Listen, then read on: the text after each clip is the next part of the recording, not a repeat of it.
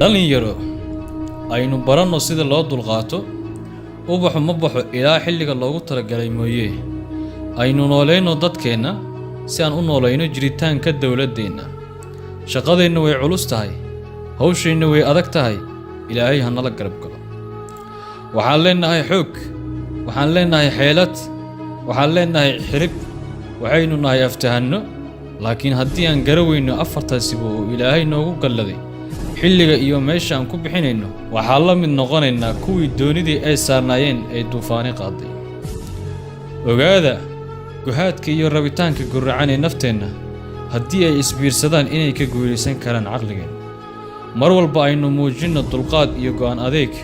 si aan u xoojinno halbeegeenna dhalinyaro aynu noqonno kuwo dhowra hiddihii lagu abaabiyey sharafta isirkooda iyo haybtooda barakadu mar walba waxay ag taallaa dadka waaya aragga ah yaynaan noqon kuwo lumiya caqiidadooda saxan ee saliimka ah waayo waxaan noqon karnaa kuwo marin habaabay dadka meel sare isgeeya waxaa ka xasilooni badan kuwa iyaga isku kalsoon haddii aan saxan nahay aynu sii laba jibaarno dadaalkeenna muujinaya inaan saxan nahay haa marnaba yaynaan welwelin oo aan murugoonin aynu ku kalsoonaanno nafteenna iyo kartideenna